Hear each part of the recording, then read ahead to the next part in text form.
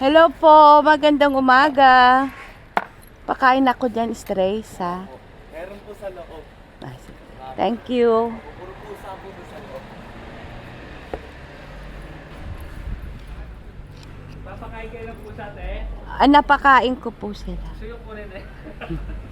Kung marami lang pulugar, nako. Ilang beses kami nakagat eh. Lalim puti. Mm-mm. Yung misis ko, mga anak na 2 araw na lang. Kinagat pa. Ano? May homeowners kayo rito? Meron naman. Pwedeng magpaalam na ikakapon yung mga strays dito. Kukuhanin yan, kuya. Ng 3 araw, ibabalik. Kakapunin, ire-railways yan. Pero ibabalik dito. Mura ba tayo mga TNVR.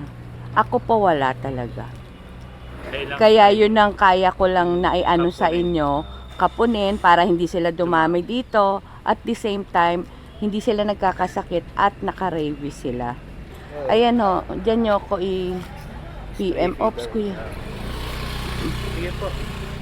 Dyan nyo ko i-PM. Okay. Kung nakakausap nyo po ba yun? Oo. Ano, sabihan nyo po na pwede yung mag-ano dito, kukunin lahat ng strays. Kasi mamaya pag kinuha, magulat ang lahat eh. Bakit kinukuha? Ibabalik din ho yan after 3 days. At sabihan ho yung buong community na meron darating na kukuha niyan. Isama ko sa listahan, sir. Pero kailangan ko ng confirmation ng homeowners. Sige po. At least malimitahan na yung pagdami nila. Na? Hanap mo po.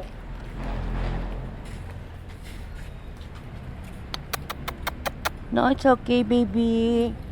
It's okay.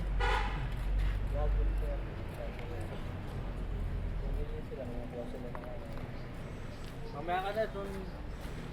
Isa naman. Ay.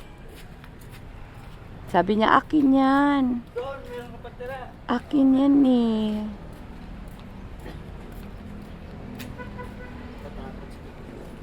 Takot ka na. Dito, lika.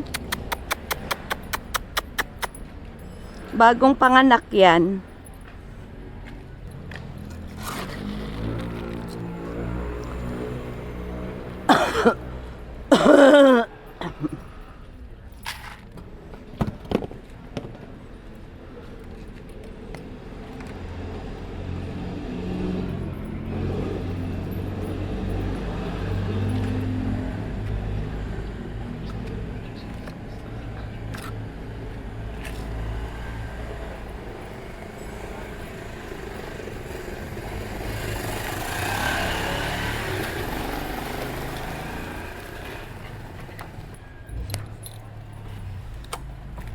Karantang ina, ilaw ng kalsada, ina ng mga pusang ligaw, asong nag-iisa.